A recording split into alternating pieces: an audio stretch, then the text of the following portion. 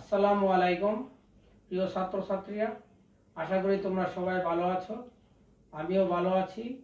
আজকে তোমাদের খুবই কতগুলো গুরুত্বপূর্ণ জৈব রসায়নের এমসিকিউ নিয়ে আলোচনা করব। আশাবাদী তোমরা সবাই ধৈর্য সহকারে এগুলো দেখবে। Thank you very much. Okay, দেখো প্রিয় ছাত্রছাত্রীরা, নাম্বার 1, নিচের কোনটি হাগেল তত্ত্ব মেনে চলে? হাগেল তত্ত্বটা তোমরা অবশ্যই অলরেডি জানো। সেটা হলো যে যৌগটাকে অবশ্যই চাক্রিক হতে হবে এবং সমতলীয় হতে হবে, যার উপরে নিচে পাই আণবিক অরবিটাল থাকতে হবে এবং এই পাই আণবিক অরবিটালে 4n+2 সংখ্যক পাই ইলেকট্রন থাকতে হবে। পাই ইলেকট্রন থাকতে হবে। এটা হলো হাগেল তত্ত্ব। তো সেই ক্ষেত্রে আমরা জানি যে এখানে 4n+2, দ্যাট মিনস যদি আমি চিন্তা করি, এখানে দেখো এগুলো পাই বন্ধন, 1টা 2টা 3টা পাই বন্ধন আছে, তাই প্রত্যেকটা পাই বন্ধন জন্য 2টা ইলেকট্রন, তাহলে 3টা পাই বন্ধনের 6টা ইলেকট্রন। That means 4n = 6 - 2, that means 4n = 4, that means n = 1। যদি n এর মান পূর্ণ সংখ্যা আসে তাহলে সেটা হাগেল তত্ত্ব মেনে চলবে। যেমন আমরা খ নম্বর, এটা হলো ন্যাপথালিন।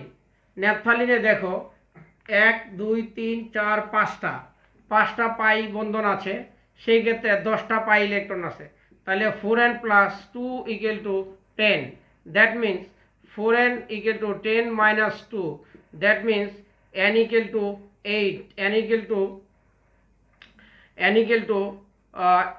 4n = 8, সুতরাং n = 2, দ্যাট মিনস এখানে n এর মান পূর্ণ সংখ্যা, তাহলে এটাও হাগেল তত্ত্ব মেনে চলবে। এটাও একটা অ্যারোমেটিক যৌগ। সাইক্লোপ্রোপিন, এখানে দেখো আয়ন সাইক্লোপ্রোপিন আয়ন, গ নম্বর অপশন। সেখানেও আমরা বলতে পারি 4n+2 = আমরা জানি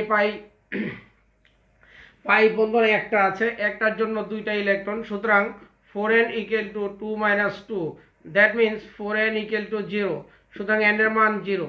তাহলে n এর মান 0 হলো, সেটা হাগেল তত্ত্ব মেনে চলে।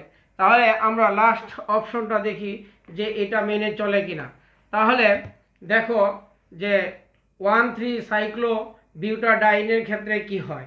এখানে আমরা জানি 4n+2 = 2টা পাই বন্ধন, দ্যাট মিনস 4টা ইলেকট্রন আছে, তাহলে 4n = 4 - 2, that means 4n = 2, that means n = 2/4, সুতরাং n = 1/2। এখানে n এর মান পূর্ণ সংখ্যা নয়, হাফ, যার কারণে এটা অ্যারোমেটিক হাগেল তত্ত্ব মেনে চলে না, সুতরাং গটা হবে এইটার সঠিক অ্যান্সার। ওকে, এবার আসি যে 2 নম্বর কোশ্চেন। 2 নম্বর কোশ্চেনে বলা আছে, দেখো যে বেনজিনকে ওজনীকরণ করলে নিম্নে কোন যৌগটি পাওয়া যায়। বেনজিনকে তুমি যদি ওজনীকরণ করো, দ্যাট মিনস আমরা জানি বেনজিনের 6টা কার্বন থাকে, এরকম 6টা কার্বন থাকে এবং 3টা দ্বিবন্ধন থাকে এবং প্রত্যেকটার সাথে এক একটা হাইড্রোজেন থাকে। দেখো, ওকে, এখন একটার সাথে যদি আমি ওজনীকরণ করি কার্বন টেট্রাক্লোরাইডের উপস্থিতিতে, যেখানে দ্বিবন্ধন আছে, 3টা দ্বিবন্ধন আছে, এই কারণে 3টা ওজন অণু এইখানে যোগ হয়ে যাবে। তাহলে কি হয় দেখো, তাহলে এই 2 কার্বনের মাঝামাঝি এরকম, আবার যেখানে দ্বিবন্ধন আছে ওইখানে ওজন অণুটা অ্যাড হয়ে যাবে। তাহলে এখানে দেখো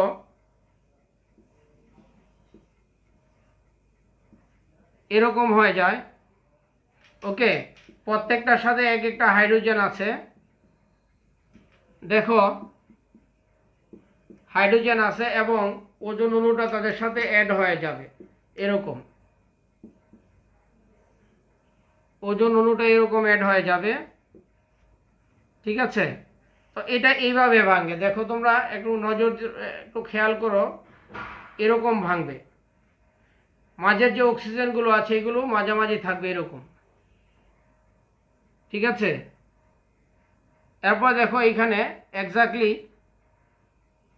এই, তাহলে এখানে দেখো, তাহলে এটা কি যদি আমরা জিঙ্কের উপস্থিতিতে পানি দ্বারা আদ্র বিশ্লেষণ করি, দ্যাট মিনস দেখো এখানে সিএইচও এ বন্ধন সিএইচও, তার মানে কি সিএইচও সিএইচও, এখানে এক্স্যাক্টলি এরকম সিএইচও বন্ধন সিএইচও, এখানেও এক্স্যাক্টলি এরকম সিএইচও সিএইচও, তার মানে আমরা এখানে গ্লাইজিঙ্ক অক্সাইড হবে আর পানি হয়ে যাবে। তোমরা দেখো এই যৌগটা পাওয়া যাবে, এটার নাম হলো গ্লাইঅক্সাল, গ্লাইঅক্সাল। তাহলে আমরা বেঞ্জিনকে ওজনীকরণ করলে নিম্নে কোন যৌগটি পাওয়া যায়? তাহলে ঘ নম্বর হবে গ্লাইঅক্সাল পাওয়া যায়। ওকে, এখন দেখো আমরা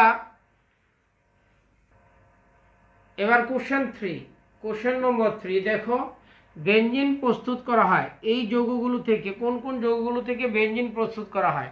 নাম্বার 1 আমরা জানি এটা হলো সোডিয়াম বেনজোয়েট, সোডিয়াম বেনজোয়েট। এটাকে যদি আমি সোডা লাইম সহযোগে উত্তপ্ত করি, দ্যাট মিন্স সোডা লাইম কি সোডিয়াম হাইড্রোক্সাইড এবং ক্যালসিয়াম অক্সাইডের মিশ্রণ, এই দুইটাকে যদি উত্তপ্ত করি এক্স্যাক্টলি এখান থেকে কার্বন ডাই অক্সাইড চলে যাবে, কার্বন ডাই অক্সাইড বের হয়ে আসবে। এই কার্বন ডাই অক্সাইড দেখো এখান থেকে এরকম হয়ে যাবে, তার মানে কি এখানে থাকে হলো এই Na2CO3 প্লাস এখানে হাইড্রোজেন এই বেঞ্জিন চক্রের সাথে অ্যাড হয়ে যাবে, তাহলে বেঞ্জিন পাওয়া যাবে। তার মানে কি 1 নম্বর এটা সঠিক, এখান থেকেও বেঞ্জিন প্রস্তুত করা যায়। এরপরে আসি 2 নম্বর অপশন, দেখো এটা হলো গ্রিগনার বিকারক, phenyl magnesium chloride, phenyl magnesium chloride, এটা গ্রিগনার বিকারক আমরা জানি। এইখানে যদি আমি পানি দ্বারা আর্দ্র বিশ্লেষণ করি, পানি দেখো তাহলে এটা ক্লিভেজ হয়ে যাবে, ভেঙে যাবে।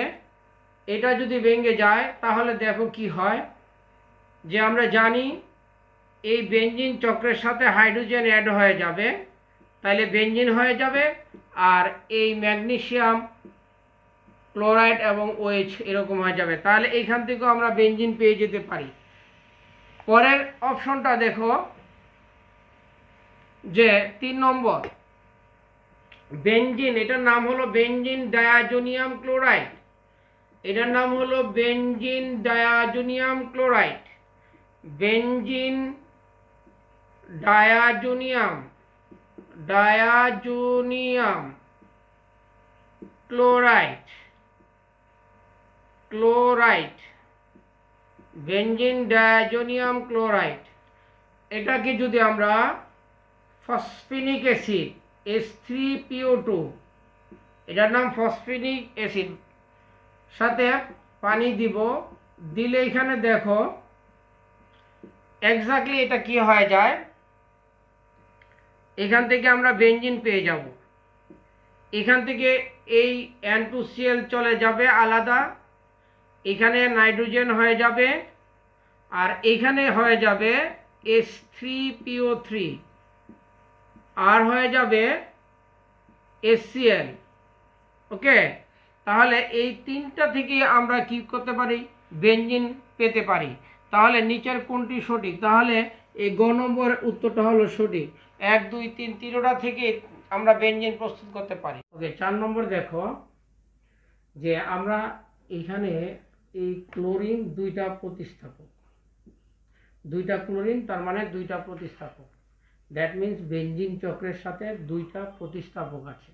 তো আমরা স্বাভাবিকভাবে আমরা যদি বলি যে এরকম যে এখানে ক্লোরিন আছে এখানেও ক্লোরিন আছে, তাহলে দুইটা প্রতিস্থাপকই এক। যদি দুইটা প্রতিস্থাপক একই থাকে তাহলে এরকম তিনটা সমাণু পাওয়া যাবে। তাহলে তোমরা এটাই জানো। আর যদি এই প্রতিস্থাপক যদি মধ্যে তিনটা প্রতিস্থাপক থাকে, এখানে যদি তিনটা প্রতিস্থাপক থাকে এবং দুইটা একই থাকে এবং অপরটা ভিন্ন থাকে, তাহলে 6টা পাওয়া যাবে। আবার যদি যে তিনটা প্রতিস্থাপকই যদি ভিন্ন থাকে তাহলে তুমি 10টা সমাণু পাওয়া যাবে। ওকে, তাহলে এবার আসো 5 নম্বর কোশ্চেন, নিচের কোনটি মেটা নির্দেশক নয়? মেটা নির্দেশক নয়, দ্যাট মিন্স অর্থপ্যারা নির্দেশক। তোমরা অলরেডি এগুলো জানো যে অর্থপ্যারা নির্দেশক এবং মেটা নির্দেশক কোনগুলো। আমরা জানি যে বেঞ্জিন চক্রের সাথে যে সকল পরমাণু বা মূলক থাকে তাদের সাথে যদি মুক্তজোড় ইলেকট্রন থাকে, যেমন মনে করো OH, এখানে আমরা জানি অক্সিজেনের সাথে মুক্তজোড় ইলেকট্রন আছে, আর মুক্তজোড় ইলেকট্রন যদি থাকে স্বভাবত তারা অর্থপ্যারা নির্দেশক হয়। তাহলে বোঝাই যাচ্ছে 5 নম্বরটা মেটা নির্দেশক নয়, মানে অর্থপ্যারা নির্দেশক এটা। আবার জানি, যেমন মনে করো বেনজিন চক্রের সাথে যদি যে কোনো পরমাণু বা মূলক থাকে তার সাথে যদি এরকম দ্বিবন্ধন বা তিন বন্ধন থাকে, এরকম দ্বিবন্ধন থাকতে পারে বা তিন বন্ধন থাকতে পারে, তাহলে সেগুলো মেটা নির্দেশককারী হয়। তাহলে বাকি যেগুলো আছে খ, ঘ এবং গ, এরা সবাই দেখা যাচ্ছে তাদের দ্বিবন্ধন আছে, যেমন কার্বনের সাথে কার্বন অক্সিজেন দ্বিবন্ধন আছে, এই কারণে এটা মেটা নির্দেশককারী। আবার যদি বলি এরকম যে সি, আমরা জানি COOH, তাহলে তোমরা দেখো এখানে কিন্তু আমাদের কি আছে, এখানে কিন্তু দ্বিবন্ধন আছে। তার মানে কি, এখানে দেখা যাচ্ছে দ্বিবন্ধন থাকার কারণে এটাও মেটা নির্দেশককারী। আবার দেখা যাচ্ছে যে নাইট্রোমূলক যদি থাকে বেনজিনের সাথে, এটা নাইট্রোমূলক যদি থাকে, এই নাইট্রোমূলকটাকে আমরা এরকম লিখতে পারি যে এখানে এরকম, তাহলে দেখো এটা যদি প্লাস হয় তাহলে এখানে কিন্তু দ্বিবন্ধন আছে, নাইট্রোজেন অক্সিজেন দ্বিবন্ধন আছে, যার কারণে এটা মেটা নির্দেশককারী।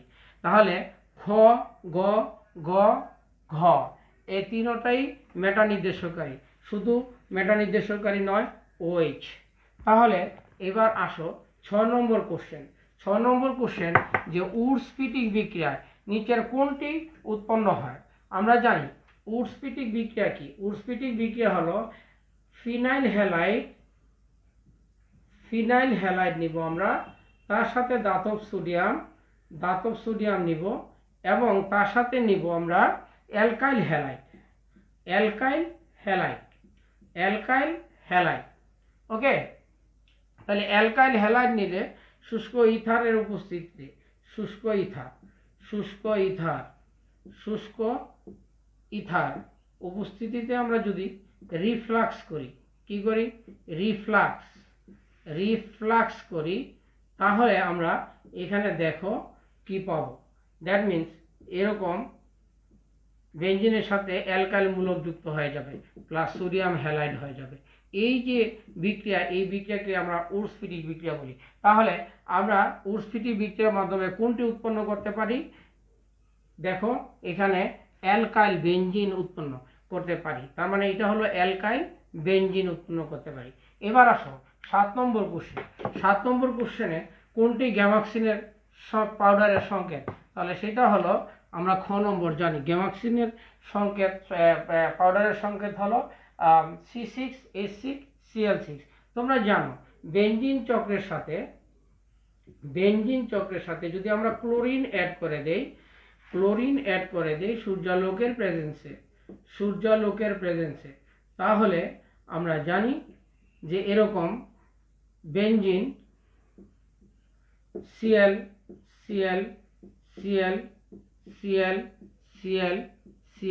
বেনজিন হেক্সাক্লোরাইড, এটাকে BHCO বলা হয়। এইটাকে বাজার নাম, বাণিজ্যিক নাম হলো গ্যামাক্সিন। তাহলে 6টা কার্বন এবং 6টা হাইড্রোজেন এখানে থাকে। তাহলে এবার আসো 8 নম্বর কোশ্চেন। তাহলে 8 নম্বর কোশ্চেনে কি বলে? 8 নম্বর কোশ্চেনে কি বলে? অ্যাক্টোনিন পরীক্ষা দ্বারা কোনটি শনাক্তকরণ করা যায়? আমরা জানি অ্যাক্টোনিন পরীক্ষা দ্বারা গ্লিসারিন শনাক্তকরণ করা যায়। সেটা কিভাবে দেখো, আমরা জানি গ্লিসারিনের সঙ্গে তোমরা সবাই জানো CH2OH এবং CH2OH, ঠিক আছে। তার সাথে যদি আমি কি করি, যে পটাশিয়াম হাইড্রোজেন সালফেট, এটা নিরোধক হিসেবে কাজ করে, ডিহাইড্রেটিং এজেন্ট হিসেবে কাজ করে। ওকে, নিরোধক হিসেবে কাজ করলে এখানে বিশ্রী গন্ধযুক্ত অ্যাক্রোলিন পাওয়া যায়। এটা নিরোধক হিসেবে কাজ করা মানে কি, এখান থেকে পানি বের করে দিবে, এখান থেকে 2 অণু পানি বের করে দিবে। কিভাবে হয় দেখো, CH2, এরপর দেখো যদি এখান থেকে OH চলে যায়, তাহলে আমার কার্বন হাইড্রোজেন কয়টা বন্ধন থাকে, 2টা, এবং এখানে যদি আমি ডাবল বন্ধন দেই, ডাবল বন্ড CH, তারপরে এইখান থেকে এখান থেকে একটা হাইড্রোজেন যাবে, এক্স্যাক্টলি এখান থেকে 2 অণু পানি চলে যাবে। ওভারঅল আমরা যা চিন্তা করব, তাহলে 2 অণু পানি গেলে 2টা অক্সিজেন এখান থেকে চলে যাবে আর অ্যালডিহাইডের মতো হয়ে যাবে। এটাকে আমরা বলি অ্যাক্রোলিন, এটাকে বলি আমরা অ্যাক্রোলিন। ক্লিয়ার? তাহলে অ্যাক্রোলিন প্লাস 2 অণু পানি, ঠিক আছে। তাহলে এই গ্লিসারিন শনাক্তকরণ করতে আমরা এই অ্যাক্রোলিন পরীক্ষা দ্বারা গ্লিসারিন আমরা শনাক্তকরণ করতে পারি। ওকে, নাম্বার 9 দেখো, লিভারম্যান পরীক্ষা দ্বারা কোনটি শনাক্তকরণ করা যায়? লিভারম্যান পরীক্ষা দ্বারা ফেনল শনাক্তকরণ করা যায়। ওকে, এবার আসো যে উদ্দীপকের 10 নম্বর, উদ্দীপকের X যৌগটি কোনটি? আসলে আমরা জানি যে এই যৌগটার নাম হলো ফেনল। OH, এটার নাম হলো ফেনল। এটা জিঙ্কের সাথে বিক্রিয়া করলে, হ্যাঁ, তাপ দিলে কি হয়ে যাবে? জাস্ট এইখান থেকে জিঙ্ক অক্সাইডটা বের হয়ে যাবে। তাহলে জিঙ্ক অক্সাইড বের হয়ে গেল, আর থাকলো কি? প্লাস এই বেনজিন। ক্লিয়ার? তার মানে হলো এই উদ্দীপকের X যৌগটি হবে বেনজিন। ক নম্বর? ওকে, এবার আসো 11 নম্বর, কোন যৌগটি হফম্যান ক্ষুদ্রাংশকরণ বিক্রিয়ায় প্রস্তুত করা হয়? আমরা জানি যে 11 নম্বর কোশ্চেন দেখো, কোন বিক্রিয়াটি হফম্যান ক্ষুদ্রাংশকরণ বিক্রিয়া দ্বারা প্রস্তুত করা যায়? সেখানে আর হফম্যান ক্ষুদ্রাংশকরণ বিক্রিয়াটা কি? RCONH2 অ্যালকানামাইড। আমরা অ্যালকানামাইড নিব, তার সাথে যদি আমি ব্রোমিন দিব এবং পটাশিয়াম হাইড্রোক্সাইড দিয়ে দিব, দিলে এখানে কি হবে দেখো, জাস্ট এখানে সিওটা কার্বনেট হিসেবে বের হয়ে যাবে। সিওটা ক্ষুদ্রাংশকরণ মানে কি? কার্বন সংখ্যা কমিয়ে দেবে, মানে সিওটা এখানে হ্রাস করে দিবে এবং সিওটা এখানে কার্বনেট হিসেবে বের হয়ে যাবে। দ্যাট মিন্স থাকে কি? RNH2। ওকে, আচ্ছা, তাহলে কার্বনেট পজিটিভ নেগেটিভ, আর আমরা জানি পটাশিয়াম পজিটিভ, তাহলে এই দুইটার সাথে মিলে পটাশিয়াম কার্বনেট হয়ে যাবে এবং এখানে পটাশিয়াম পজিটিভ এবং ব্রোমিন নেগেটিভ, একটা ব্রোমিন, এখানে পটাশিয়াম ব্রোমাইড হবে আর পানি হয়ে যাবে। ঠিক আছে, তাহলে মূল কথা হলো এখানে মূল যে প্রোডাক্টটা সেটা হলো এমিন পাবো আমরা, এমিন। ক্লিয়ার? তাহলে কোন যৌগটি হফম্যান ক্ষুদ্রাংশকরণ বিক্রিয়া প্রস্তুত করা যায়? সেটা লক্ষ্য এমিন পাওয়া যেতে পাবো। ওকে, 12 নম্বর কোশ্চেন দেখো, ডাউ পদ্ধতিতে আমরা নিচের কোন যৌগটি উৎপন্ন করতে পারি? এটা ঘ নম্বর, ফেনল উৎপন্ন করতে পারি। ফেনল কিভাবে করতে পারি দেখো, যে বেনজিনকে যদি আমরা ক্লোরিনেশন করি Cl2, তাহলে এখানে শুষ্ক লুইস অ্যাসিড হিসেবে শুষ্ক অ্যালুমিনিয়াম ক্লোরাইড অথবা ফেরিক ক্লোরাইড ব্যবহার করা হয়, তাহলে ক্লোরোবেনজিন হবে এবং এখান থেকে একটা হাইড্রোজেন, এখান থেকে ক্লোরিন মিলে HCl হয়ে যাবে। ওকে, দেন এই ক্লোরোবেনজিনকে যদি আমরা সোডিয়াম হাইড্রোক্সাইডের সাথে বিক্রিয়া করাই, দ্যাট মিন্স 150 ATM চাপে এবং 400 ডিগ্রি সেলসিয়াস তাপমাত্রায়, তাহলে এখানে এই অংশটুকু ক্লোরিনকে প্রতিস্থাপিত করবে। প্রতিস্থাপিত করে দেখো তোমরা এক্স্যাক্টলি ONaO, এটা প্রতিস্থাপিত করে সোডিয়াম ফিনেট হয়ে যায় এবং এখানে HCl হয়ে যাবে এবং এখানে সোডিয়াম ফিনেট হবে এবং দেখো আর এই সোডিয়াম ক্লোরাইড, কারণ এখানে আমি 2 অণু নিব, এখানে 2 অণু নিব, তাহলে সোডিয়াম ক্লোরাইড আর এখানে পানি হয়ে যাবে। ওকে, দেন এই সোডিয়াম ফিনেটকে যদি আমরা আর্দ্র বিশ্লেষণ করি, দ্যাট মিন্স 182 ডিগ্রি সেলসিয়াস তাপমাত্রায় পাতন করলে আমরা পেয়ে যাব ফেনল পেয়ে যাব এবং এখান থেকে দেখো ফেনল ওইটা এখানে যাবে, এই সোডিয়াম আর ক্লোরিন মিলে সোডিয়াম ক্লোরাইড হয়ে যাবে। এটা হলো ডাউ পদ্ধতিতে আমরা বেনজিন থেকে ফেনল প্রস্তুত করতে পারি। তাহলে 12 নম্বরের সঠিক অ্যান্সার হলো ফেনল। ওকে, আমরা এবার আসি উদ্দীপকটা একটু দেখো। পরবর্তী কোশ্চেনের উদ্দীপকটা একটু দেখো। উদ্দীপকটা হলো এরকম যে আমরা এটা জানি ইথাইনকে উত্তপ্ত লৌহ নলের মধ্য দিয়ে চালনা করলে এবং তাপমাত্রা থাকবে 750 ডিগ্রি সেলসিয়াস তাপমাত্রা, তাহলে বেনজিন হয়ে যাবে। তাহলে উদ্দীপকের এই যৌগটি হলো বেনজিন। তাকে যদি আমরা CH3Cl মানে মিথাইল ক্লোরাইড সাথে শুষ্ক অ্যালুমিনিয়াম ক্লোরাইডের উপস্থিতি এখানে প্রভাবক হিসেবে কাজ করে, এটা আমরা জানি ফ্রিডেলক্রাফট অ্যালকাইলেশন বিক্রিয়া। তাহলে এটা এখানকার হাইড্রোজেনকে এই CH3 প্রতিস্থাপিত করবে, তাহলে এখানে CH3 হয়ে যাবে। দ্যাট মিনস এটা হবে টলুইন প্লাস HCl হয়ে যাবে। তাহলে উদ্দীপকের এই যৌগটা হলো, এটা হলো এই যৌগ এবং এটা হলো বি যৌগ। তাহলে বোঝা যাচ্ছে, দেখো 13 নম্বর কোশ্চেন, এই যৌগটি কি হবে? এই যৌগটি হবে বেনজিন। এবং 14 নম্বর কোশ্চেন দেখো, উদ্দীপকের বি যৌগকে ক্ষারীয় KMnO4 দ্বারা পটাশিয়াম পারম্যাঙ্গানেট দ্বারা জারণ করলে নিচের কোনটি উৎপন্ন হবে? আমরা জানি যে টলুইনকে যদি আমরা ক্ষারীয় মিন্স KMnO4 পটাশিয়াম পারম্যাঙ্গানেট এবং ক্ষারীয় দ্যাট মিন্স পটাশিয়াম হাইড্রোক্সাইড দিলে জার্মান অক্সিজেন উৎপন্ন হবে। এবং এখান থেকে আমরা জানি যে এখানে জৈব অ্যাসিড হয়ে যাবে। ক্লিয়ার? জৈব অ্যাসিড উৎপন্ন হবে। তাহলে এখান থেকে আমরা বলতে পারি যে উদ্দীপকের বি যৌগকে ক্ষারীয় KMnO4 দ্বারা জারণ করলে নিচের কোন যৌগটি উৎপন্ন হবে? গ, বেনজোইক অ্যাসিড উৎপন্ন হবে।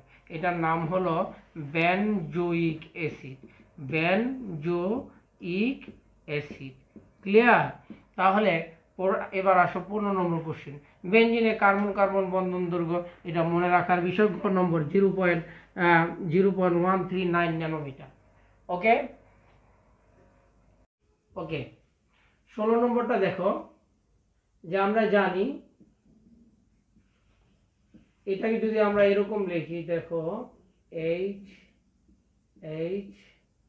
এখানে প্লাস C, এটা chloroform, Cl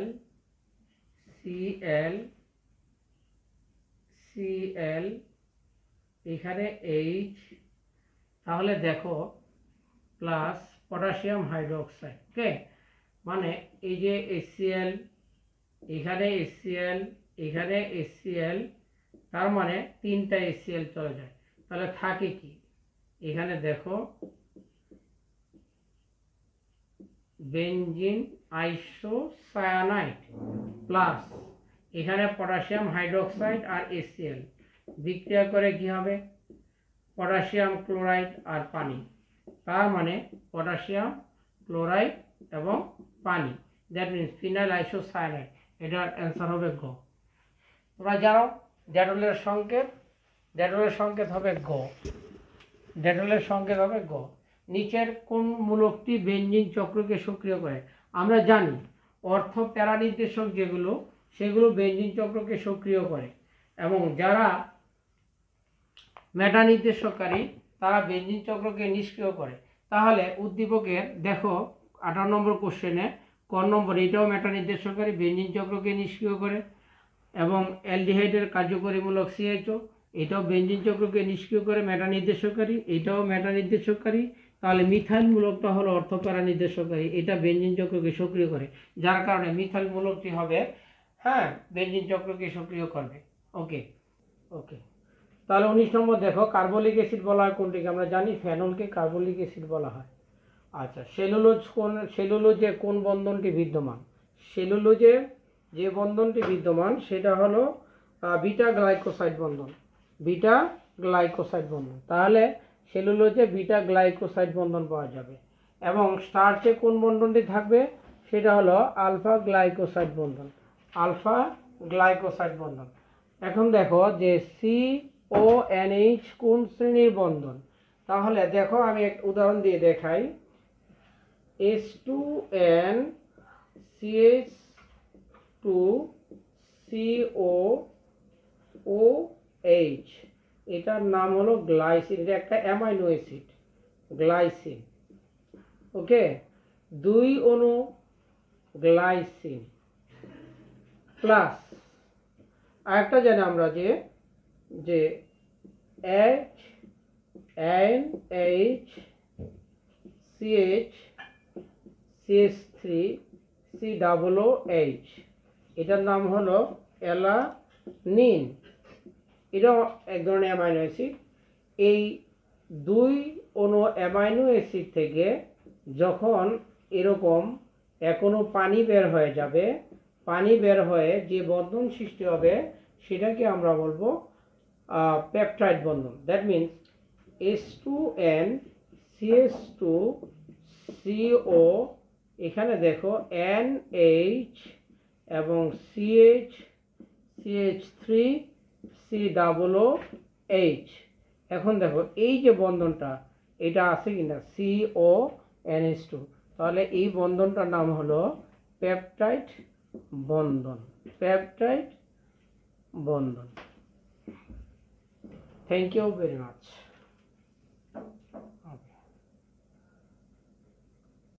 thank you very much.